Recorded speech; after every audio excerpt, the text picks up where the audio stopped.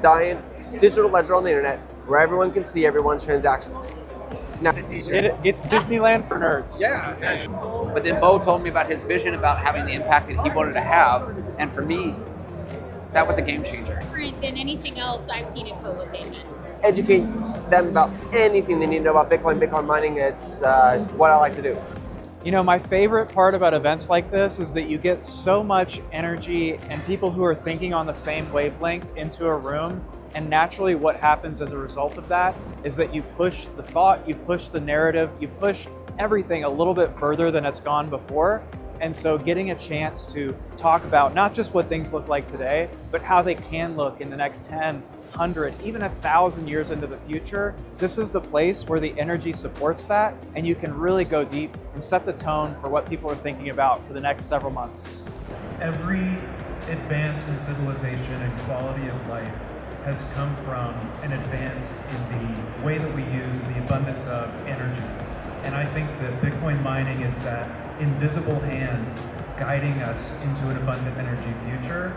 And if you just look at today, you have your work multiplied by tens, if not hundreds of times what people were able to accomplish in the 1800s and 1900s by things like computers and cars that are just better ways of channeling energy to communicate and move.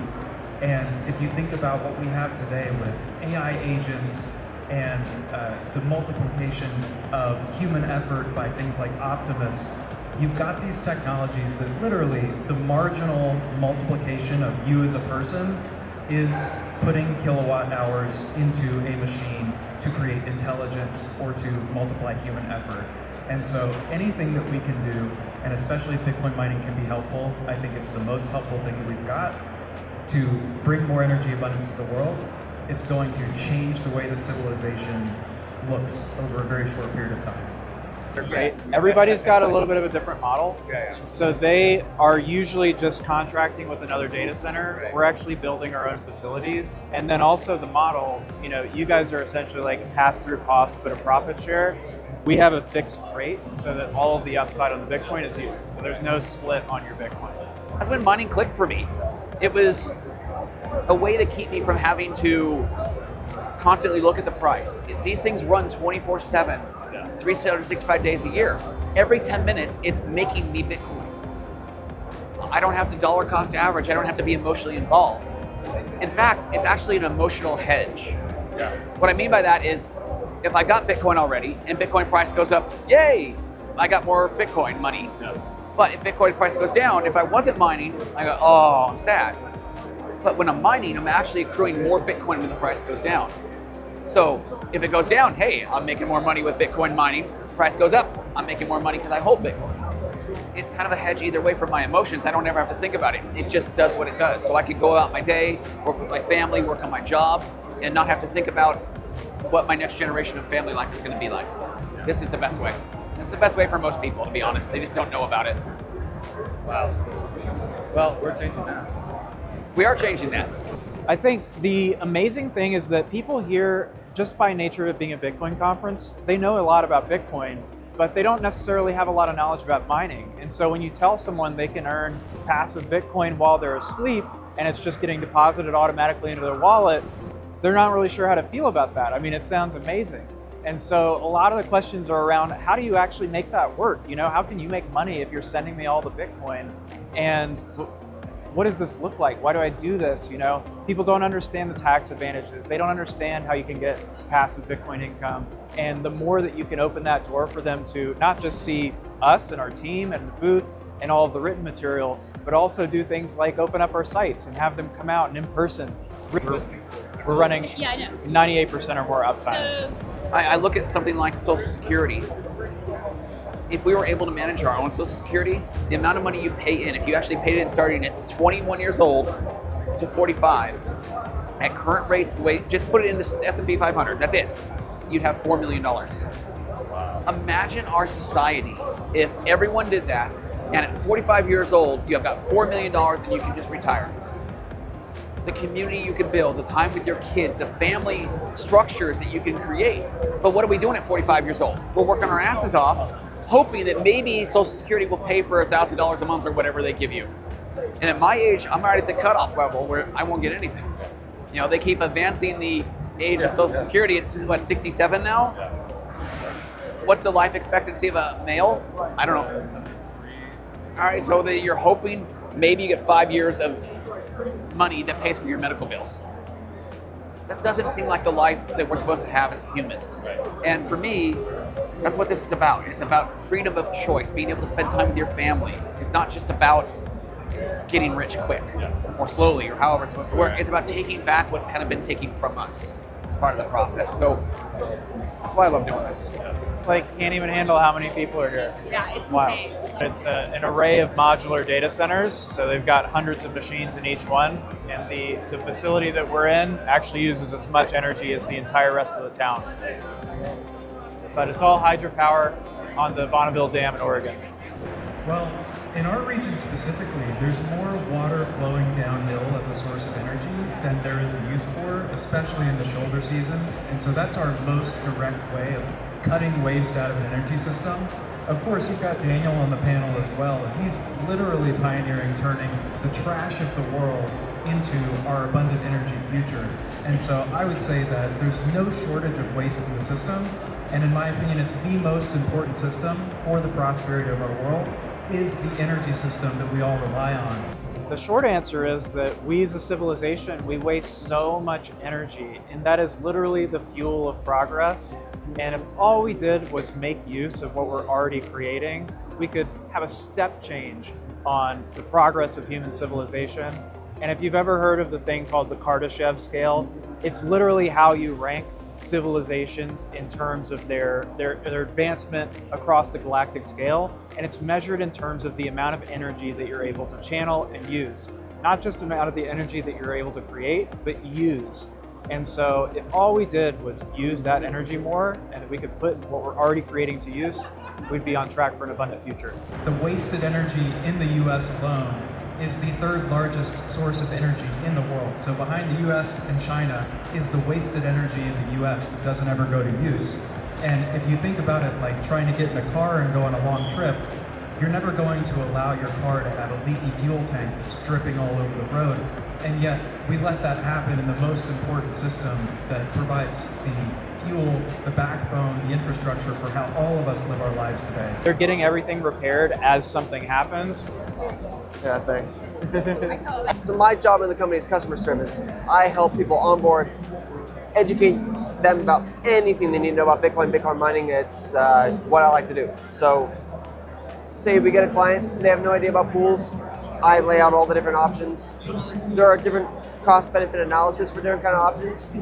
I help the client pick out a pool, we plug in the machine, point it to that pool. Well, I think there's plenty of people in the world who know more about the Roman Empire than me, but a very interesting parallel is that they had a major economic shock in 63 AD with a huge fire, and their solution to stabilizing the economy afterward was to devalue the purity of their currency.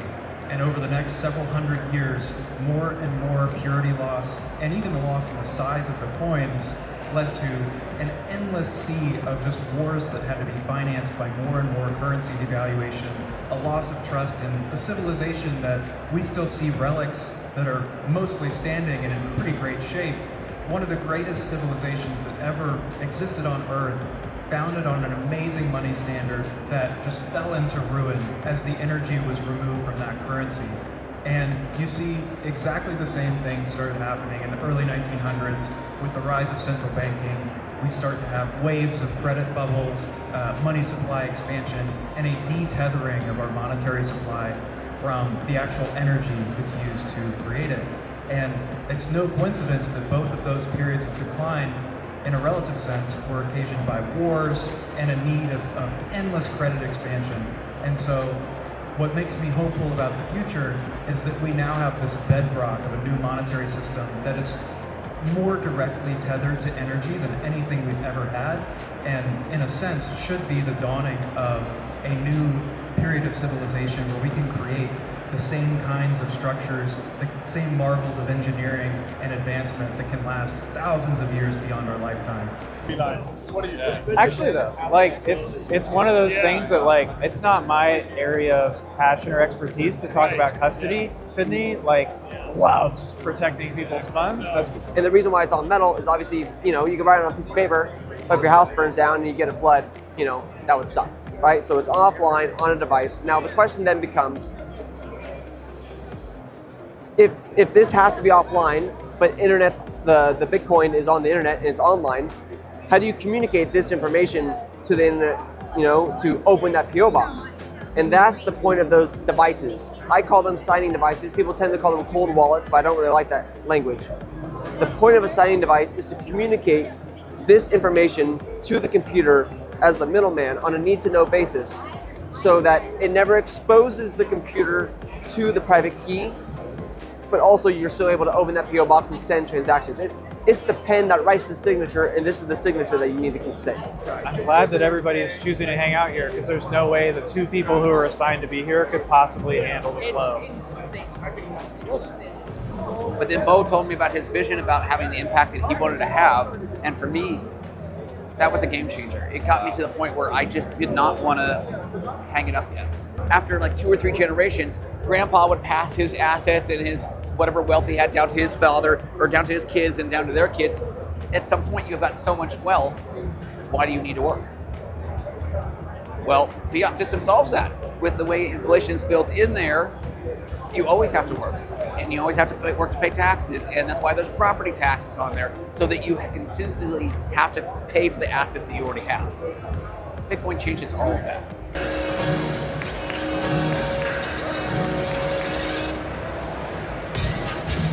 Well, thank you everybody for coming to Co-Location for Retail Miners. My name's Beau Turner. I'll be the host of this panel.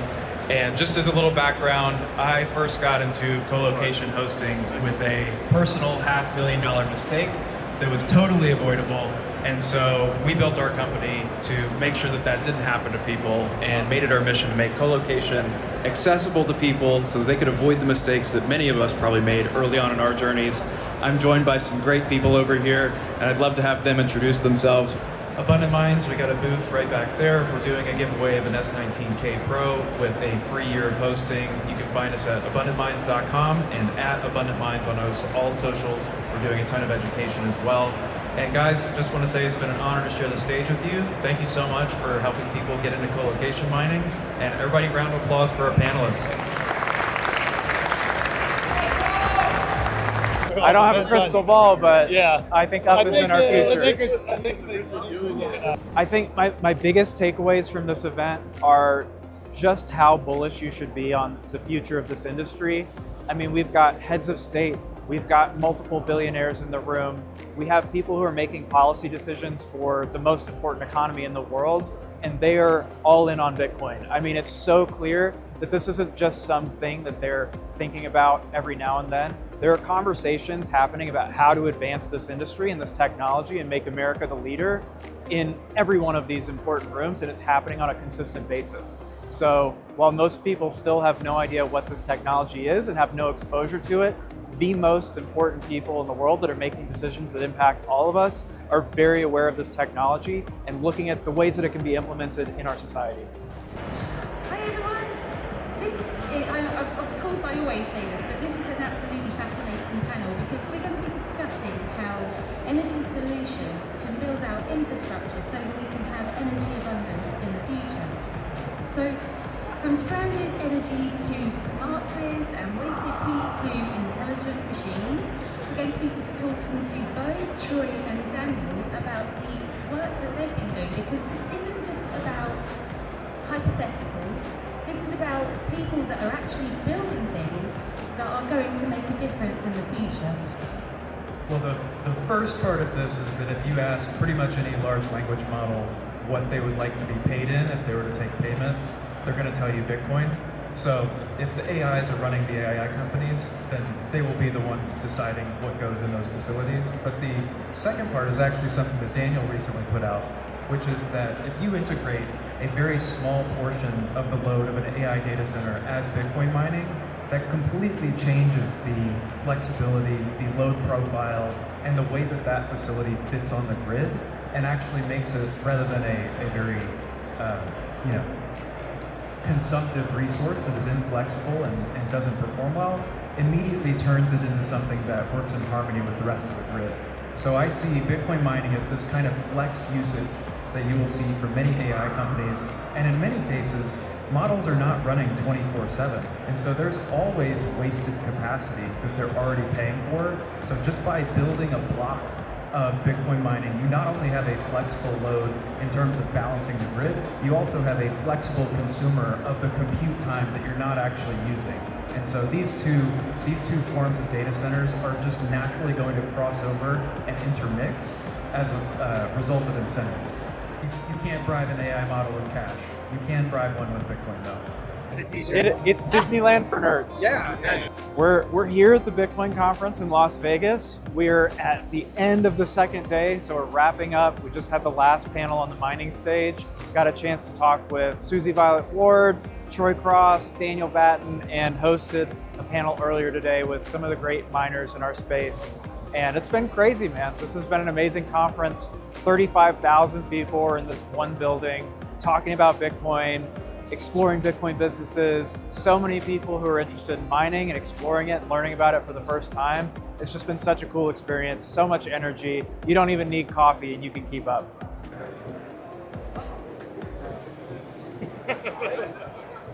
That's definitely going in the video.